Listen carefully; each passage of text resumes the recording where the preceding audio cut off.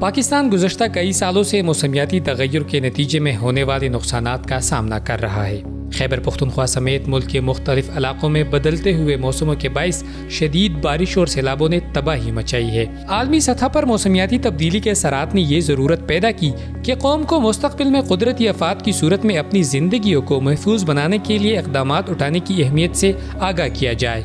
آگاہی کی اس ضرورت کو پورا کرنے کے لیے ماحولیاتی تحفظ کے میدان میں مختلف ایکٹیوسٹ نے اہم کردار ادا کرنا شروع کر دیا ہے۔ مردان سے تعلق رکھنے والی ماحولیاتی سماجی کارکن فاطمہ فراز ان میں شامل ہے، جو لوگوں کو موسمیاتی تغیر اور اس کے اثرات کے حوالے سے شعور فراہم کرنے کی کوششوں میں مصروف ہے۔ کلائمیٹ جسٹس اگر اس اسپیسیفک ٹرم کو میں ایکسپلین کروں تو میں کہوں گی کہ کلائمیٹ چینج کے لیے اگر ہم آواز اٹھائیں گے، کیا ہم کہیں گے کہ ہر ایک بندہ ایک طریقے سے اثر انداز ہو رہا ہے، تو وہ بالکل غلط ہوگا، کیونکہ جو لوگ جن کے پاس وسائل کم ہیں وہ لوگ سب سے زیادہ اثر انداز ہو رہے ہیں۔ تو یہ کلائمیٹ چینج اگر ہم کہیں کہ ایک گلوبل مسئلہ ہے، ایک گلوبل ایشو ہے، صحیح ہے، وہ اس کے ساتھ ہے، وہ ڈیفینیشن اس کے لیے صحیح ہے، لیکن ہم اگر ایریا اسپیسیفک اور پھر لوگوں کو دیکھیں، خیبر پختونخوا میں نوشہرہ کے لوگ، سوات کے لوگ، یہ وہ لوگ ہیں جو ڈسپروپورشنیٹلی افیکٹ ہو رہے ہیں، تو ان کے لیے کلائمیٹ چینج ایک الگ چیز ہے، اور ہم لوگوں کے لیے جو کہ اب ہم اپنے گھروں میں بیٹھے ہیں، ہمارے پاس انفراسٹرکچر اچھا ہے،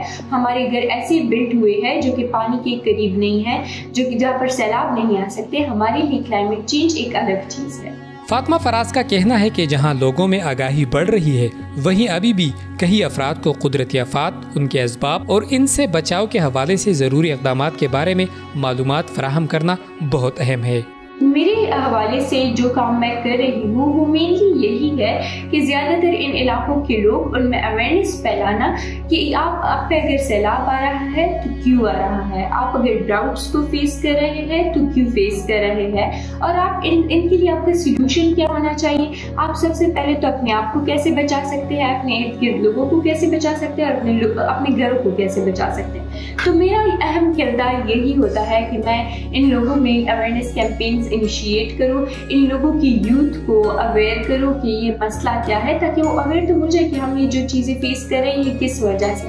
فاطمہ فراز کا کہنا ہے کہ ہم آگاہی پھیلانے کی پوری کوشش کر رہے ہیں، لیکن ابھی بھی بہت سے لوگوں کو موسمیاتی تبدیلی اور قدرتی آفات کے خطرات سے متعلق مکمل معلومات نہیں ہے۔ ہمیں یہ سمجھنے کی ضرورت ہے کہ اس آگاہی کے بغیر ہم مستقبل میں اپنے آپ کو اور اپنی کمیونٹیز کو محفوظ نہیں رکھ سکیں گے۔ میں